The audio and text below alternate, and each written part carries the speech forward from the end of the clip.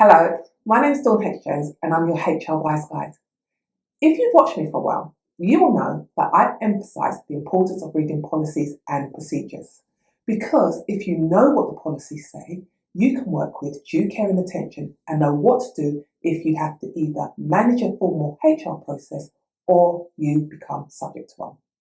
Today I want to change tack a bit and talk specifically to individuals who work in a regulated profession.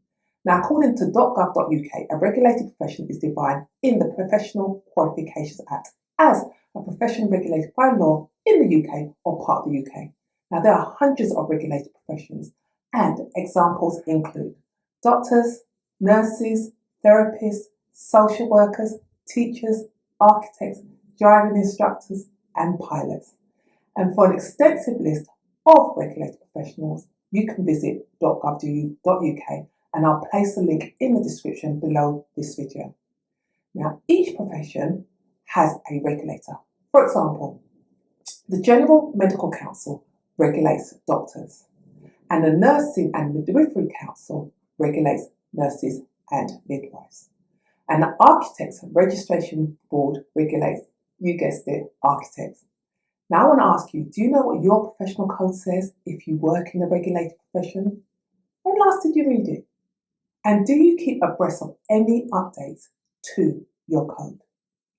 Now here are 3 reasons to know what your professional code of conduct says and keep abreast of changes. Firstly, as a regulated professional, you have committed to upholding the highest professional standards of your profession. Secondly, knowing and implementing your code in your daily practice helps you to practice ethically and safely. And thirdly, if anyone asks you what your code says, you'll be able to tell them. On the other hand, failing to read and follow your professional code of conduct can have career-affecting consequences, such as being referred to your professional body. But it doesn't have to be this way.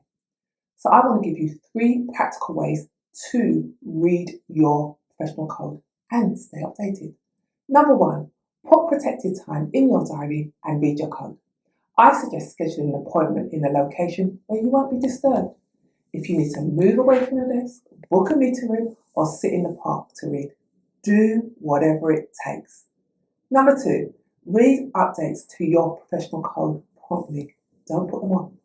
3, put your professional code on your team meeting agenda as a standing item over the course of, say, 3 or 4 meetings, and 1 or 2 of your colleagues can briefly present different parts of your code at each meeting, and your team can discuss the implications for practice.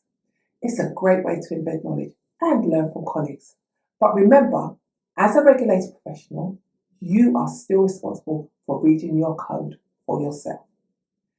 Even though these actions will take a couple of hours, maybe less, some professionals may still say they are too busy to read their professional code. Ask me how I know. The truth is, we find the time to do whatever it is that we want to do. Look at it this way. Investing 2 hours to read and follow your code is time well spent for you and your career, especially considering what may be at stake if you don't. So it's over to you. What does your professional code of conduct say? And if you don't know, it's time to get to know and stay in the know. Your present and future self will thank you. Thanks for listening, and remember to be HR wise and thrive. Bye bye.